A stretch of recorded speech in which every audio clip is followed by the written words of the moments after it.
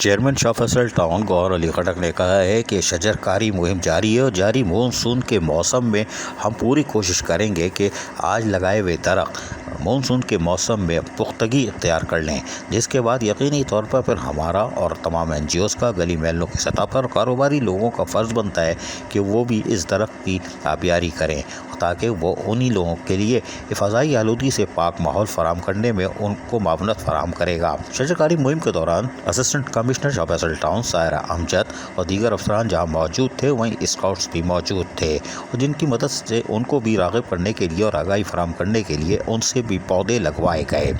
جبکہ اس موقع پر کشمیریوں سے یکجہتی کے لیے واک کا اہتمام کیا گیا اور اس میں بھی اسسٹنٹ کمشنر شاہ فیصل ٹاؤن سائرہ امجد اور دیگر افسران جہاں موجود تھے وہیں محکمہ تعلیم کے بچے اور اسکاؤٹس نے کھل کر اپنی کارکردگی کا اعتراف کرا اور پاکستان زندہ باد کے نعرے لگائے۔ اس موقع پر چیئرمین شاہ فیصل ٹاؤن گوہر علی خٹک، وائس چیئرمین طارق محمود بنکش اور اس کے ساتھ ساتھ میونسپل کمشنر ساجد رد، director sanitation Farhan Shabbir, director پار ذوالفقار قاضی اور ڈائریکٹر محکمہ تعلیم یعنی کہ ایجوکیشن خورشید عالم، ڈائریکٹر انفارمیشن طاہر اقبال اور دیگر بھی موجود تھے۔ وہیں پر کوشش یہ کی گئی کہ لوگوں کو آگاہی فراہم کی جائے اور یقینی طور پر کشمیر پاکستان کی شہ رگ ہے۔ تاہم اس موقع پر چیئرمین شاہ فیصل ٹاؤن گوہر علی خٹک نے خطاب کرتے ہوئے کیا کہا، سنیے۔ ایاک نعبد و ایاک نستعین، آج ہم نے اپنے کشمیری بہن بھائیوں اور بزرگوں کے ساتھ اظہار یکجہتی کے لیے شاہ فیصل ٹاؤن TMC شاہ فیصل ٹاؤن کے اشتراک سے ایک پرامن واک کیا اور 1 منٹ کی خاموشی کی۔ اس کا مطلب یہ ہے کہ انشاءاللہ پورا پاکستان کے بچے بزرگ خواتین اپنے کشمیری بہن بھائیوں کے ساتھ، بچوں کے ساتھ، بزرگوں کے ساتھ کھڑے ہیں، کھڑے تھے اور کھڑے رہیں گے انشاءاللہ جب تک کشمیر آزاد نہیں ہو جاتا،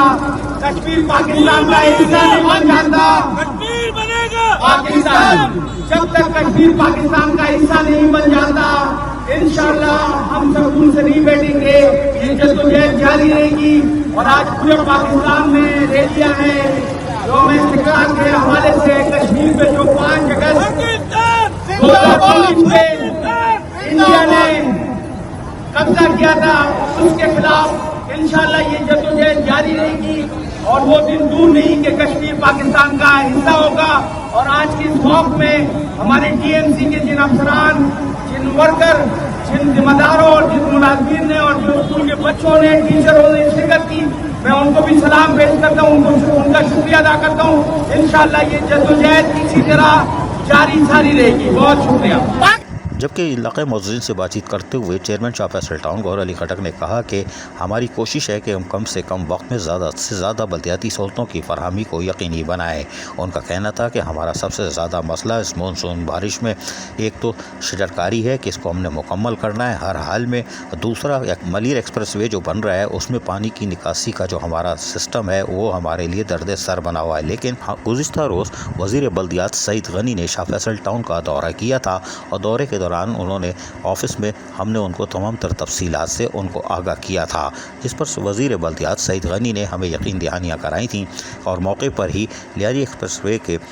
کنسلٹنٹ نیاز احمد سومرو کو واضح طور پر موقع پر ہی فون کر کے ہدایتیں بھی جاری کی کہ شاہ فیصل ٹاؤن کے مسئلے کو حل کیا جائے اور خود جا کر انہوں نے باقاعدہ ملیر ایکسپریس وے کا معائنہ کیا جہاں سے شاہ فیصل کے پانی کی نکاسی کو یقینی بنانا تھا، جس کا راستہ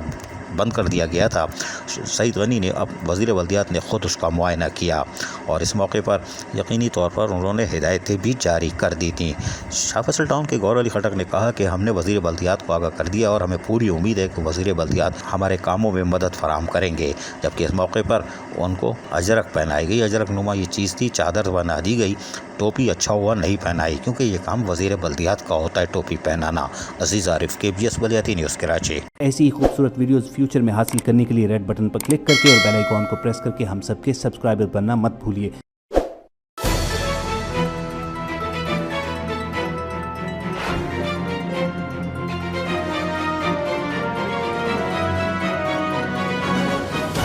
KBS